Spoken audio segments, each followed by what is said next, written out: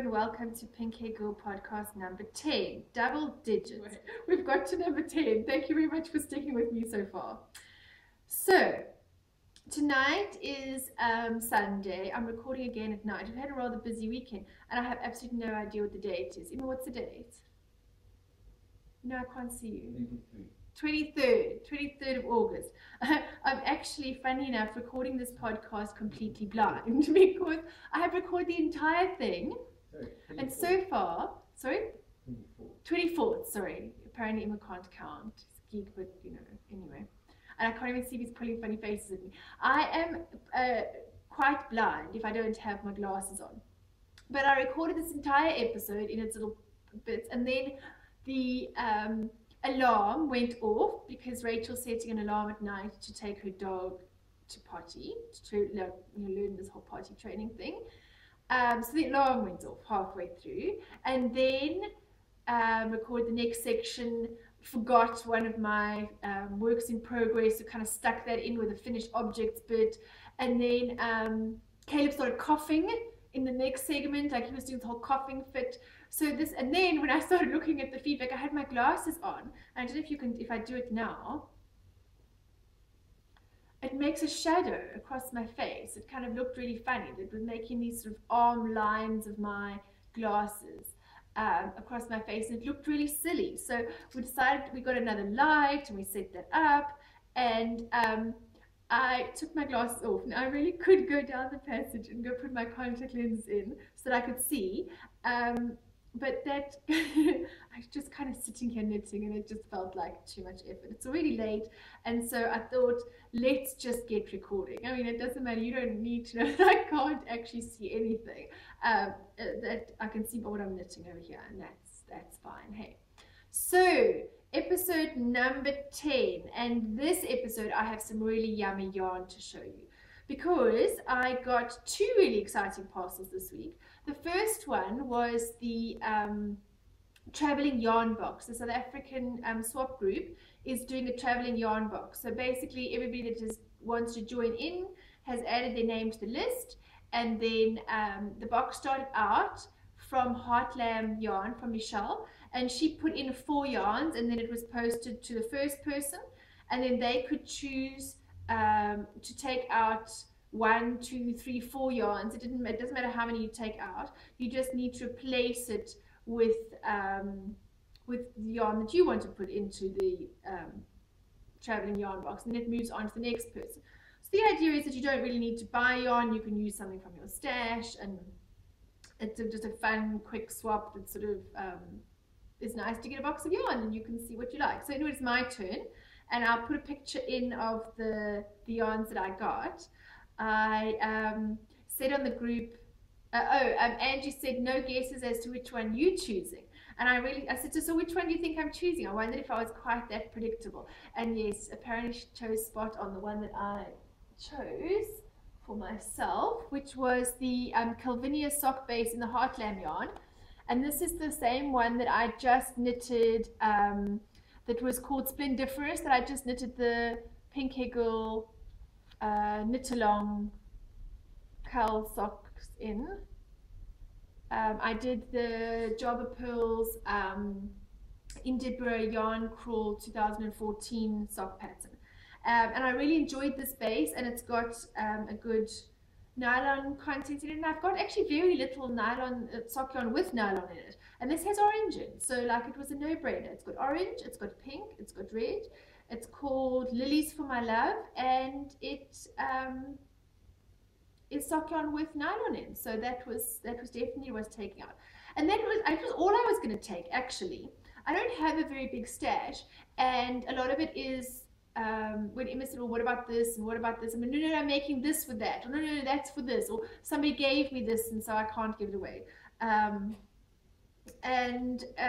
it was a really tough choice as to what to put in. But poor Caleb, he very seldom asks for things, and he really loves green, really loves green. And this green sock yarn was in there, and it's by somebody I don't know.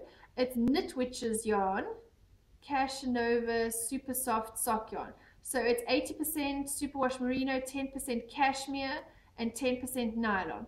So even though this has got nylon in it, I don't think I'm knitting Caleb socks with cashmere in them. I think that's just a little bit too much to ask for a boy of 7 to keep socks nice that have got cashmere. And it's lovely feeling. I think it'd actually be nice for a hat or some little mittens or something like that for him. So he asked so nicely that I thought I really must, and he doesn't have a lot of yarn or a lot of things that I've knitted him really. So he asked if he could have this very nicely. So I took this out for him. And so I put things in from my stash that I really probably could have carried on using. The one was a pink yarn that was part of a yarn club, and I like it. It's a lovely pink, but I have a lot of pink yarn. I really do. I have an awful lot of pink yarn, and so I let that one go. And the other one was a very nice double knit lightish blue yarn with alpaca in it, very nice. And I just wanted to put in something nice. I wanted to put in something really nice, so I put that in as well. I didn't have a specific project in mind for that. I thought maybe hats or mittens. When I thought in my stash I might keep it. So anyway, so I was happy to let that one go as well. So that was my what I put in, what I got from the yarn box, and I've sent the box on its way. And then the other exciting parcel to arrive this week was a box, a parcel from the UK. Claire Devine, my friend I often talk about on the podcast, lives in Edinburgh, although she is South African, and her husband was coming back with her little daughter to visit. I think he was coming to a wedding, and so he had when Claire said, was there anything that I wanted from England, because then Liam could bring it back and could post it while he was here, rather than having to incur the posting costs and expenses and all the rest. So I think she might have regretted the fact that she said, would I like anything? Would I like to sort of send anything back? Because we might have done a bit of shopping. I immediately thought of the Trailing Clouds yarn, because I've wanted some of the Mind the Gap sock yarn for ages. The geek is sneaky bringing me something I'd forgotten. I'd wanted some of the Mind the Gap sock yarn by Trailing Clouds, and I mentioned it to Emma ages ago, and I know that she only does updates. She has a specific date, and then she does an update, and they sell out very, very quickly. Anyway, so I managed to get. I looked on her website, and there was actually a scale. It is a 95 grams. Instead of 100 grams, but I don't think that's actually going to matter. So anyway, knits up in the Mind the Gap, in all the London underground colours. Now I lived in London for a while, so it's quite nice to have something that reminds me of the time that I lived in and worked in London for a while. It is 75% wool, 25% nylon, and the wool content is British Blueface Leicester, which is really nice.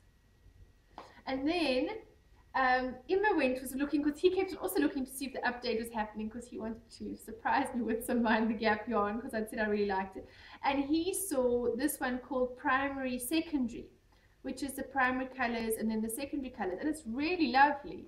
I think it's going to lit up into such pretty stripes. It's the same wool content, the same fiber content as the other one. And so I'm really excited to knit them. I think I'm going to knit just vanilla socks. So I think this self-striping like this just needs vanilla socks. And I'm going to try the Fish Lips Kiss Heel. On virtual, we had another virtual knit night on the Google Hangouts last night. And Sally mentioned that she had just done the Fish Lips Kiss Heel. And so that's what I think I'm going to do. I think when Java Pearl Cece did her Mind the Gap socks, she also did the a Fish Lips Kiss Heel, and it looked really nice. So I think that's what I'm going to do with those. And then Emma and Claire really surprised me with more yarn. Emma had been chatting to Claire when I said to him if there was anything he wanted to send, thinking because he was actually looking for a cover for his phone and a couple of other things. And so I said to him if there was anything that he wanted to send back with Liam, small things, whatever, he should contact Claire and let her know. And so he used this opportunity to ask her if she knew of any sort of nice yarn that I would like. And so this is from Ripples Crafts, which is apparently, Claire says she's South African. living up in Scotland, and she dyes yarn up there. So it's quite a nice sort of circle, really. I like stories and things. It's quite nice. The South African dyer and yarns on the South African podcast now. I quite like that. And this is called Ascent Storm. I don't know, am I saying that right, Emma? No idea. Okay, I think it's called Ascent Storm. And but that's more the dyeing technique that she uses, and then each one gets a color number. But I think it's this sort of way she makes these variegated, the way she dyes it, I think, because there are different ones. I mean, there's blue ones, and there's all sorts of varieties of this certain, this dyeing technique. Her other colors tend to be sort of more semi-solid. So I got two. Oh, I didn't even tell you the fiber content. It's a 4-ply, and it is 100 grams, 400 meters, 55% wool and 45% silk.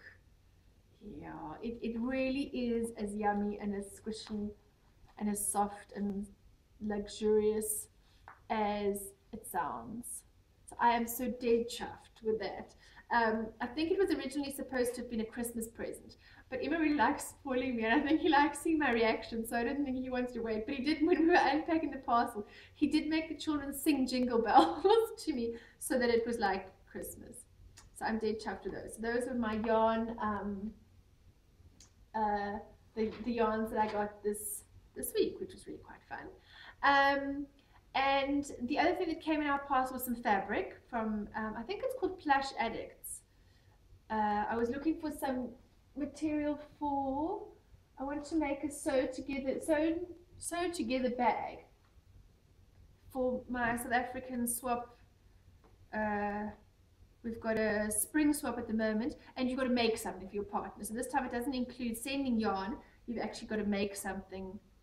And I want to make the sewn together bag. So I'm not using all of this for that. So I'm just going to show you some of it in case my partner is watching, and then she wouldn't know what she was getting. This one's got little birds and little coral on it. And another one like that. And this is sort of geometric.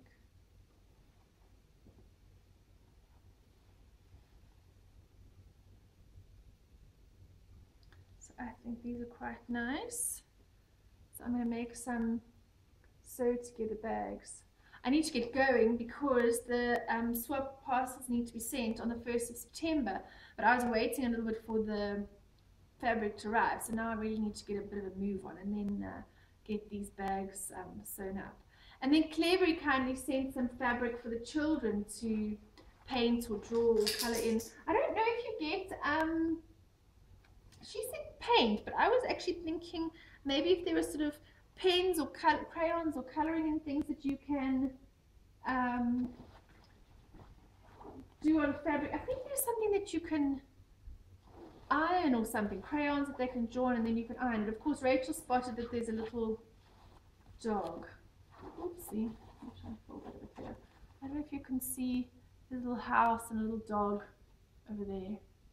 So she spotted that, which is quite cute. So anyway, Claire sent that fabric for the kids to play with. This is from IKEA actually, which is quite nice. So that was the fabric that I got. I got some hair dye because of course my hair dye comes from the UK.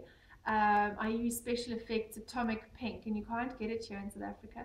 So I had some hair dye in the parcel. Emma put in some, I think, cell phone covers or various other covers that he needed. I got, this is what he popped on the side here early on. We got 2 Kindle covers. This is my one. Little birdie on and just some flowers on the back. And then we actually gave my mother a Kindle for her birthday, but I'm almost sure she doesn't watch the podcast. And so this is her Kindle cover, and it says Queen Bee, and then we've got her a Kindle inside, so that's quite nice. So that one's for my mom's birthday. So those are the Kindle covers we got. What else did we get Claire to put in the, I think that might have been about all. that was poor old Liam had to bring out this whole massive extra parcel of goodies to post to us when we got to us. It was quite exciting. It was like Christmas on yesterday. I think he picked up the parcel yesterday. So we were opening this, and I think the children were a little bit disappointed that there was not really anything in the parcel for them. It was all just mommy getting yarn, going, "Ooh, look at this pretty yarn." But because my kids knit, they were oohing and ahhing suitably about the different things. Caleb very cheekily looked at me, and I think he knew the answer even before he'd said it, because he had such a grin on his face, because he picked up one of the trailing clouds yarn. I'm not sure which one it was, and he said to us, was I going to make socks for him with that? I said, no, my boy, I'm sorry. You don't get my trailing cloud sock yarn. I'm knitting you socks, but it's not going to be those ones. So, a shame. He did try his luck there a little bit. Earlier on today, I'm actually recording this a bit out of sequence, because earlier on today, I actually recorded a segment with my friend Julia. I was out meeting her. We sometimes meet up to knit and things. And I met her in a little place called I Love My Laundry, which sounds really funny, because it is actually laundry, but it's got plates to eat and things. But I explain more of it in the actual insert. So I'm going to put the little insert in now of my little, what I was out and about doing today, and my interview with Julia. There is a bit of tumble dryer noise in the background, so please excuse that. You'll understand more about that when you see the clip and when you hear about that. So enjoy watching that, and I'll see you on the other side.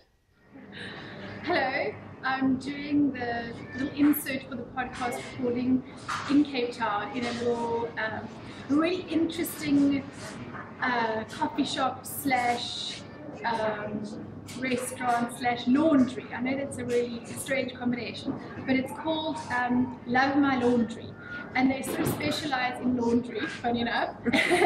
And they have a really simple menu. I think the idea is to do a couple of things really well, and I think that's exactly what they do. They really get, the coffee is brilliant, they've got some lovely artisan ice creams, and then they do dim sum. They steam them in the back, kind of fits with the whole laundry tumble drying steaming theme, and that's what they have. So you can drop off your laundry and you can come and have some dim sum, or you can just like us pitch up and come and have an afternoon of chatting with friends and having some dim sum.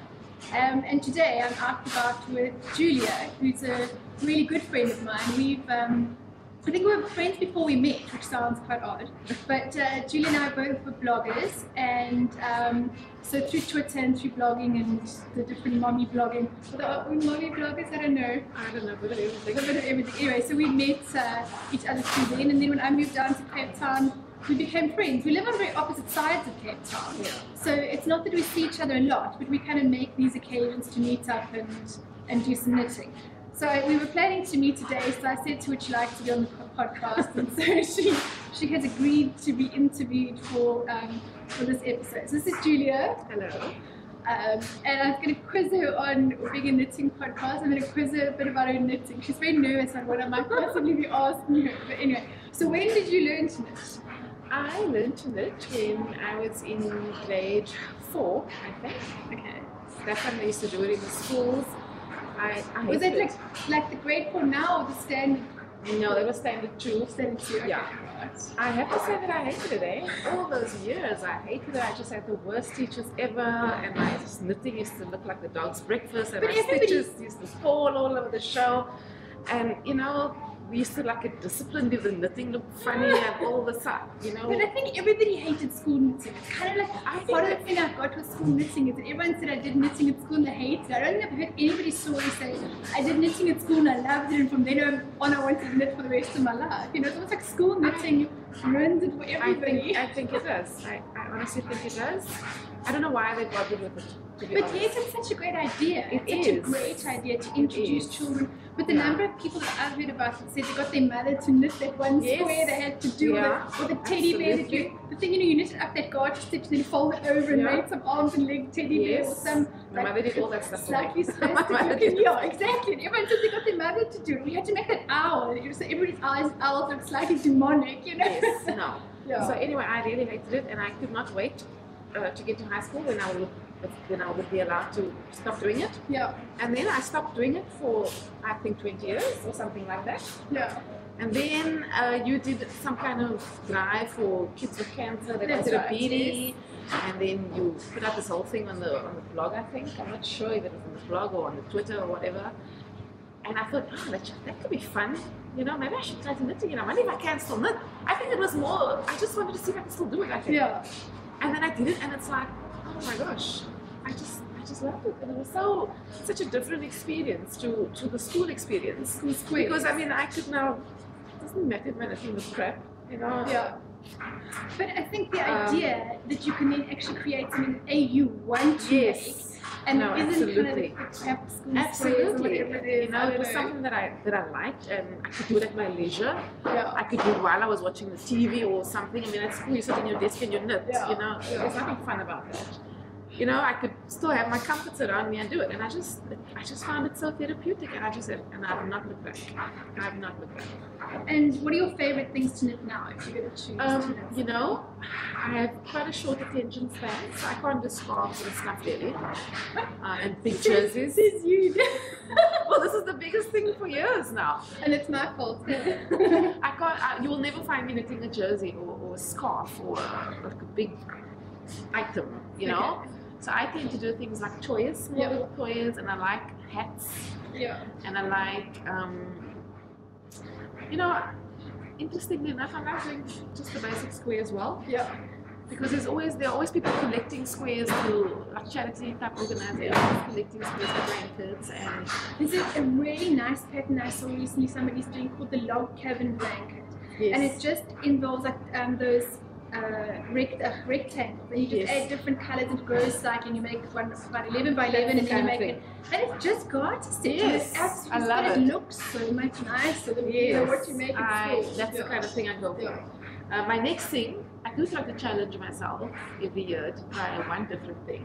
Yeah. My next thing is going to be socks. I've not done socks yet, and I've been wanting to do socks for a long time. So that's not my next thing. And then after I master the socks, I think I should probably do gloves or something, because I don't know how to do those fingers. I just can never. I mean, you can do the fingerless ones, cut off. I have done those, and, yeah. But I mean, I think I need to now challenge myself a To bit do more. the fingers. You know, so that's going to be after I master the socks. I might not move on from the socks even if I decide I like Socks it. are quite fun, eh? I've already got Yes. Sharon infected with the sock addiction. Yeah. Yeah. So, show them what you got for your birthday. I got sock wool. Pretty You see, sock she's wool. been talking about knitting socks. I thought I'm going to take it to the. I'm going to put her to the test and actually give her sock wool Yes. for her birthday.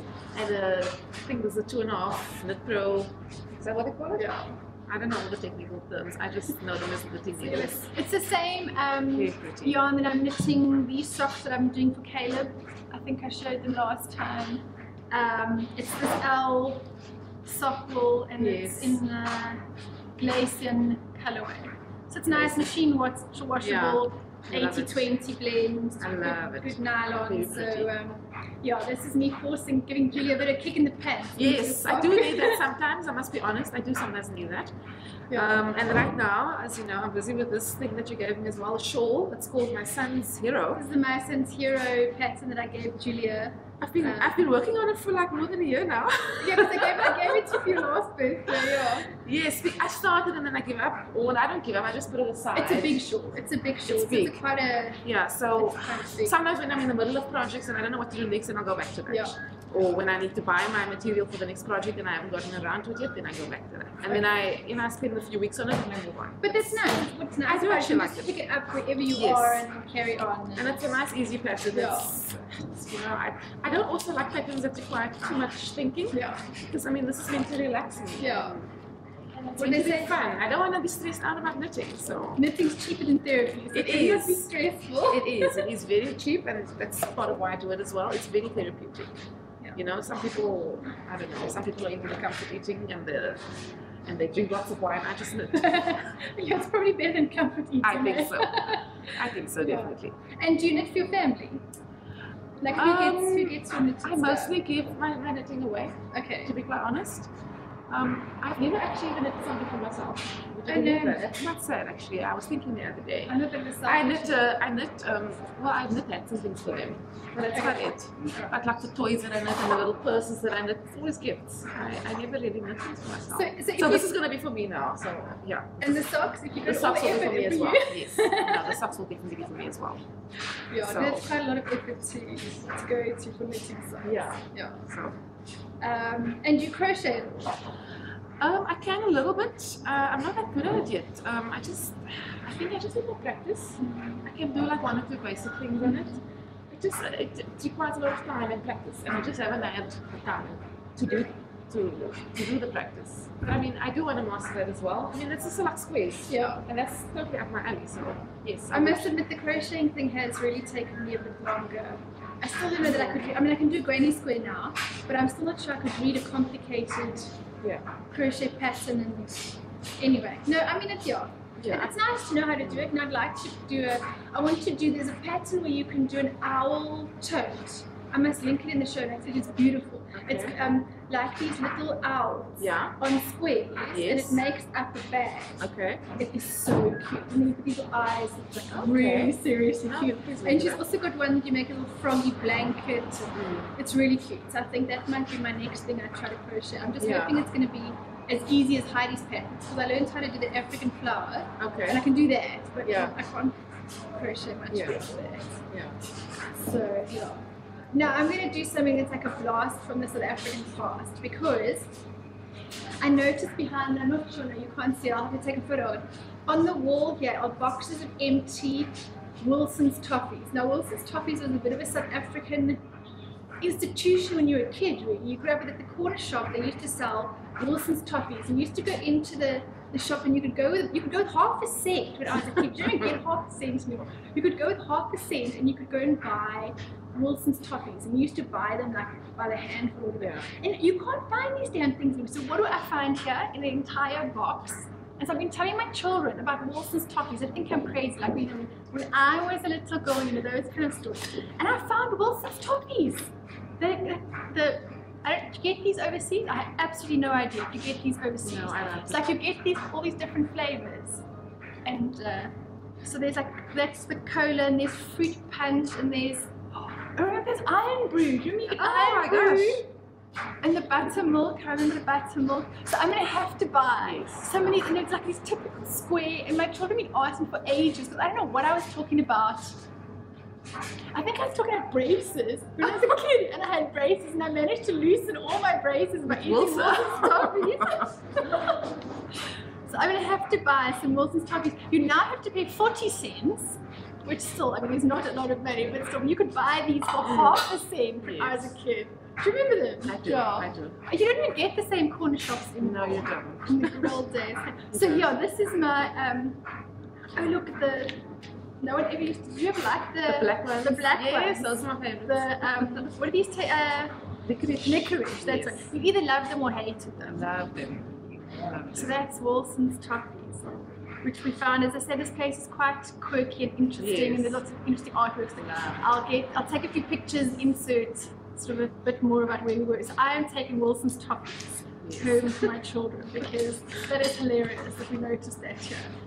So thank you very much for joining me on my podcast inserts out and about today, and yeah, I'll carry on with the rest of the podcast back at home. Okay. Bye. Bye. Oh my. Hello, welcome back. Hope you enjoyed that little insert of Julia and I knitting in town today. Let's move on to what am I knitting? What have I been working on? So, work in progress for this week. What am I doing? Let me show you.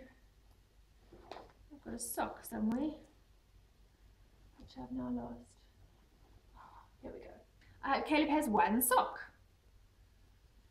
And this is in Claire Divine, the yarn mule husband. Well, the yarn mule was Claire's husband.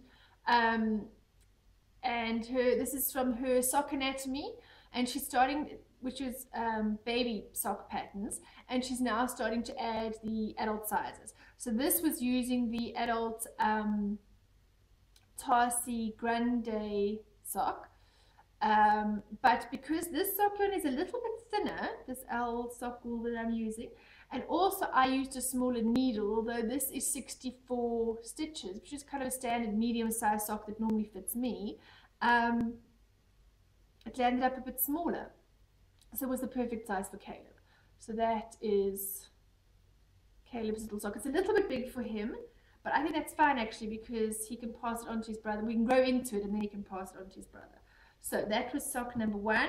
And then I started last night at Virtual Knit Night, sock number 2. I've done the cuff, and there's a bit of this, as you saw today when I was with Julia in town.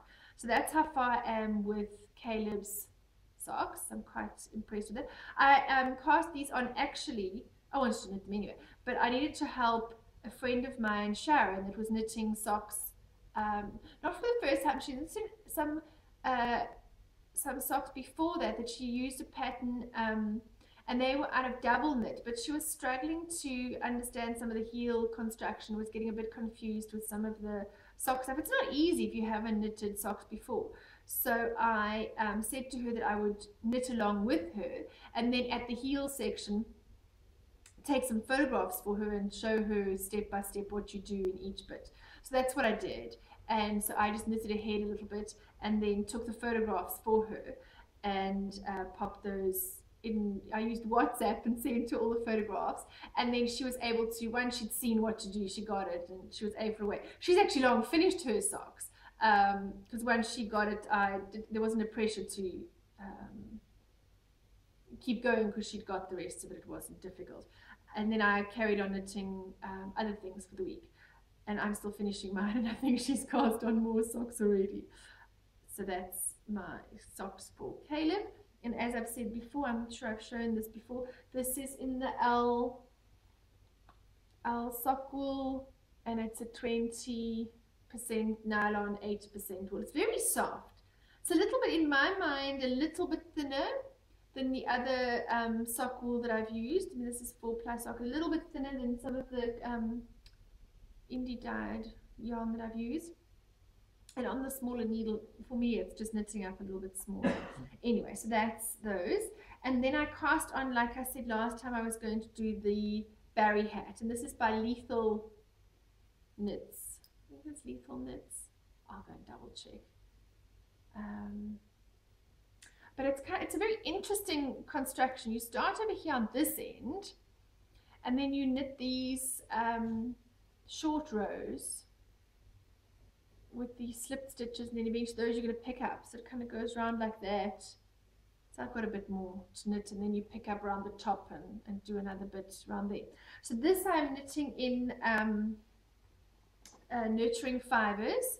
I'm knitting this in the Super Twist double knit, and the purple color is called Plum Pudding, and this is the 100% DK Merino, 50 grams, which is 103 meters. So I'm knitting it. The Plum Pudding is the purple, and the red is, I think it's called Red Lantern or Chinese Lantern, something like that. I'm not totally sure, but that's what that is. And this is for our Alexander Technique teacher, who's also Rachel's swimming coach. So that's what I'm knitting for her. And Caleb's socks. Oh, and I started the Little Yellow Duck project. Like I said last time, I was going to make a duck for the Little Yellow Duck project. And seeing as it only runs, well, the South African challenge runs until the end of August, I kind of had to get a move on because, yeah, August is fast approaching its end. And we divided South Africa into the two halves. I fall into the southern region. At Virtual Knit Night last night, there was quite a bit of rivalry between the two teams about who was going to have knitted the most or released the most ducks. Anyway, it's all for fun. The Little Yellow Duck project is to raise awareness for organ and blood donation. So you leave your little duck out for somebody to find. It's like a random act of kindness. Like the analogy or the thing is that, you know, donating organs and blood and stuff is also an act of kindness. And so this is the little yellow duck leaving it for somebody to find is a random act of kindness, and they get to keep the duck and are encouraged to go and register it on the website. And there's a map of all the ducks that have been found around the world.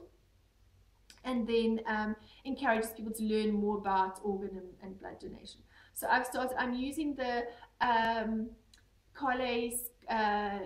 Denning's Quack Quack pattern. It's a free pattern to make ducks, and I've got a body so far.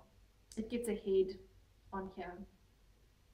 So that's how far I've got. It was really very quick. I mean, I cast this on tonight and I'm done. I just need to put the head on.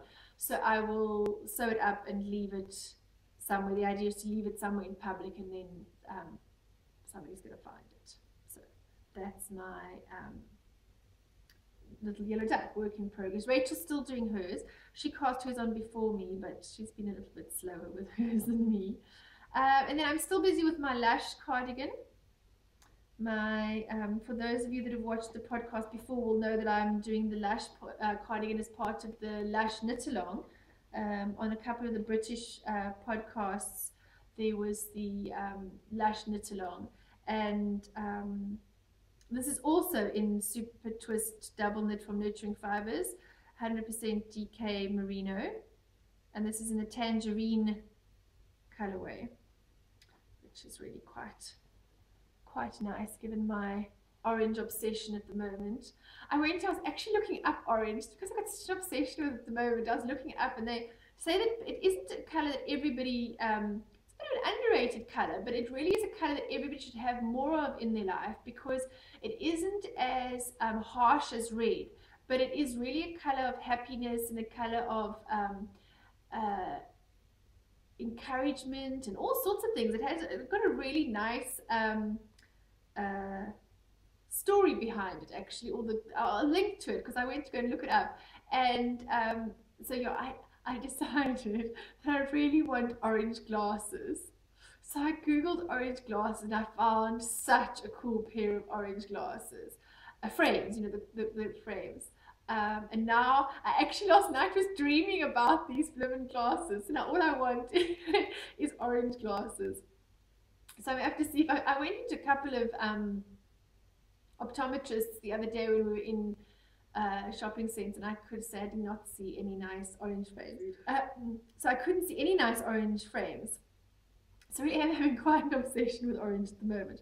So anyway, onto the Lush cardigan, because so there's the laced yoke bit at the back, and I've picked up done the neck part. And I've now done the bottom and cast off at the bottom there, and I have done one button band, although looking at it there, if you can see there, I don't know if I think that will block, but this, it seems at the bottom corner especially, like I haven't picked up enough stitches down this bit here. I think I may have to redo that button band. I might steam block it and just see if it comes out. Otherwise I'll redo it. Why I'm doing the button band first and not the sleeves, I'm worried I'm going to run out of yarn. It's supposed to have 3/4 length sleeves, but I actually want full length sleeves. Being tall, I get cold really quickly. That's the main thing. I actually get cold quite quickly, so I like to have full length sleeves. But the other thing is, when you're tall, I always feel like if I'm wearing 3/4 length either sleeves or, you know, capri cut off trousers or whatever, I always feel like it looks like my clothes shrunk in the wash.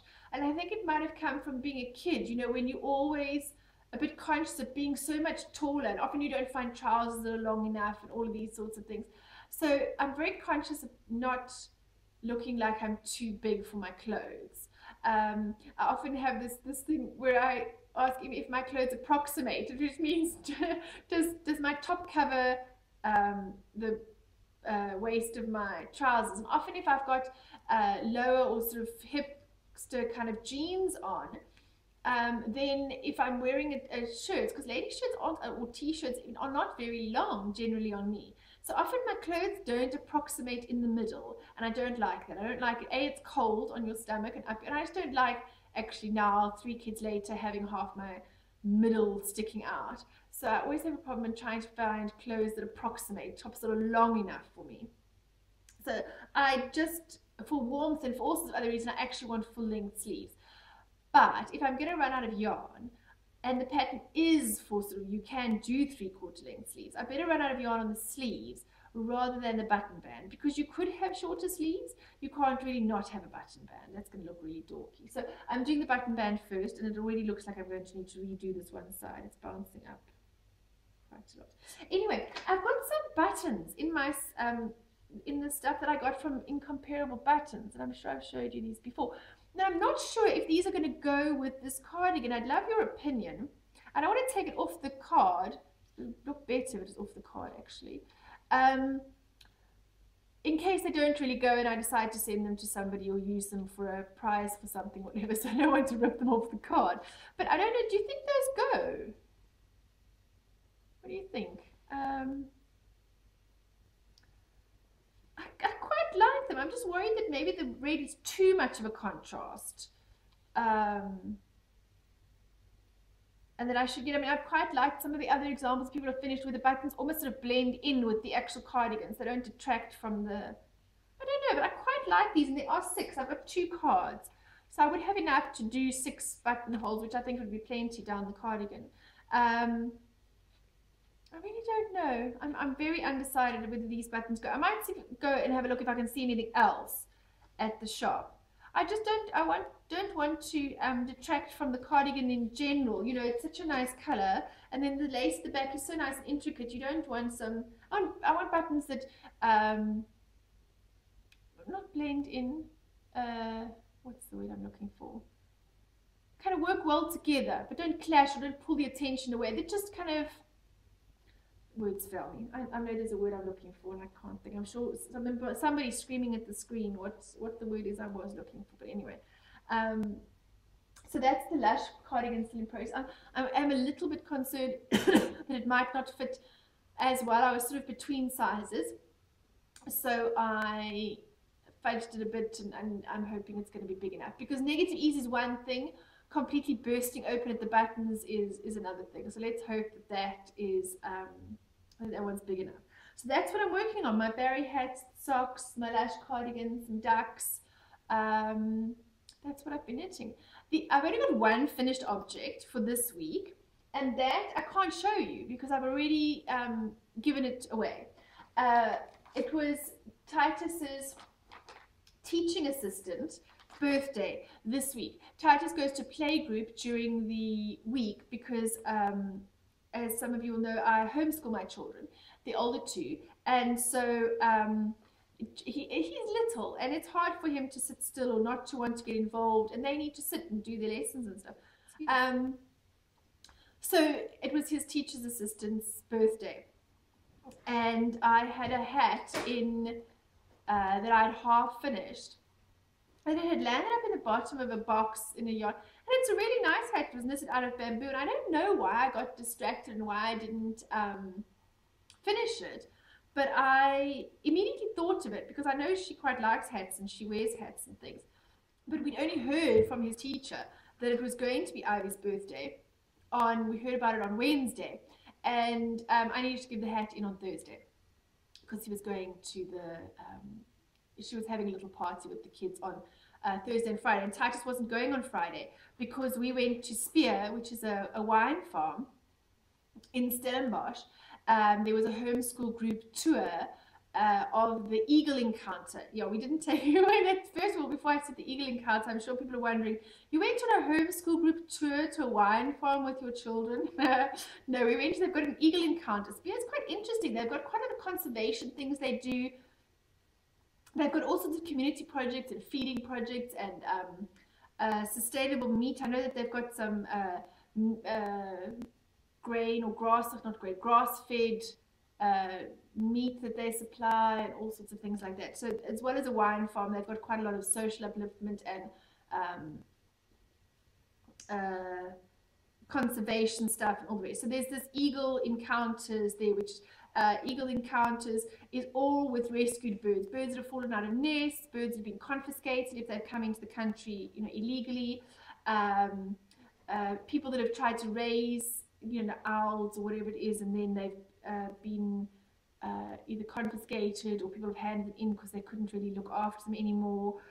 Animals that have fallen or got injured, or car accidents, all of these kind of things. So they try to rehabilitate as many as possible and send them back out into the wild. I think the guy said they've got a 65% release rate. But a lot of the animals imprint on humans, especially those that have fallen out of the nest or that come to them very young. And those that then imprint on humans, it's very hard to release them back into the wild. They can't fend for themselves, and so it's not fair.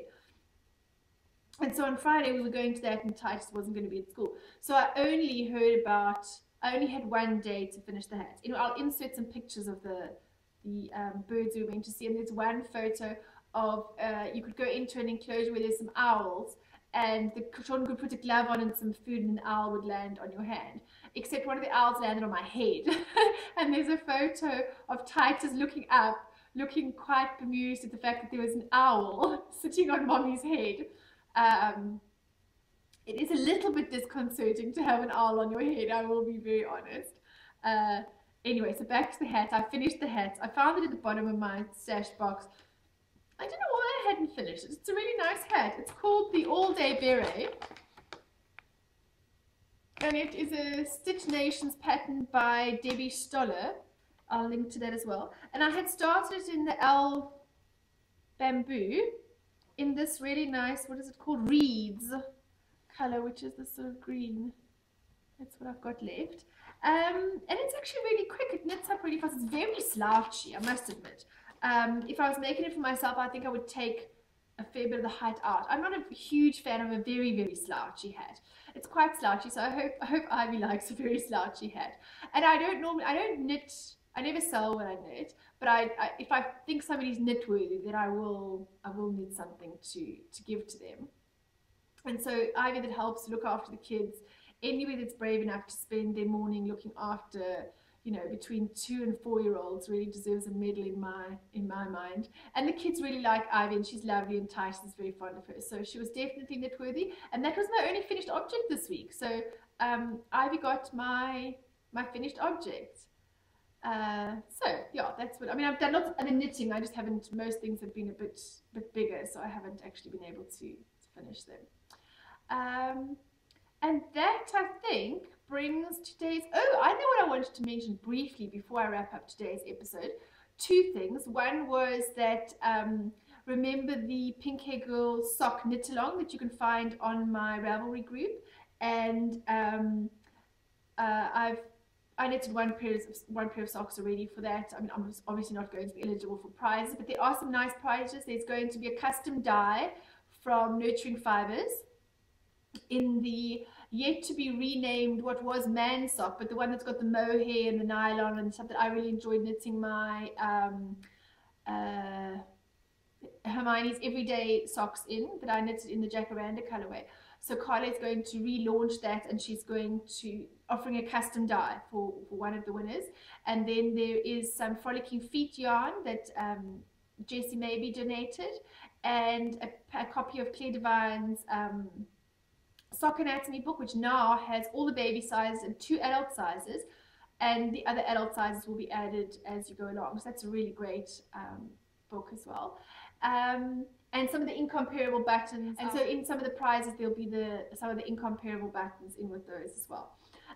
So you've still got until the 17th of September, which is Rachel's birthday, to enter your socks. I think we have 30 finished objects already in the thread as of today.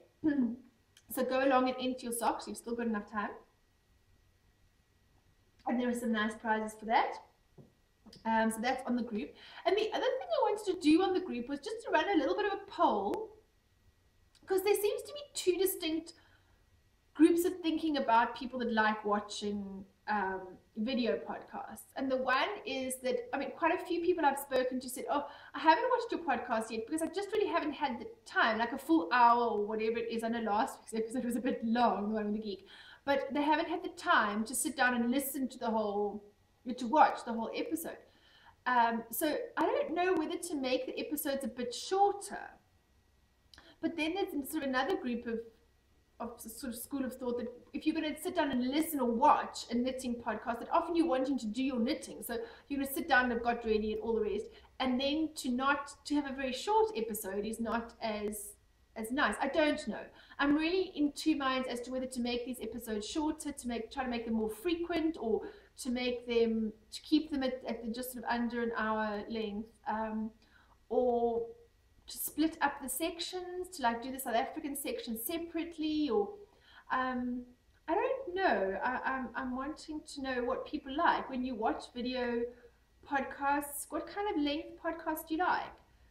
I'm going to put up a poll, or I'll put up some questions in the group. It would be really helpful if people would leave comments about what sort of things you like. I know Emma said to me, if he sees a video as an hour, he'd never even watch it.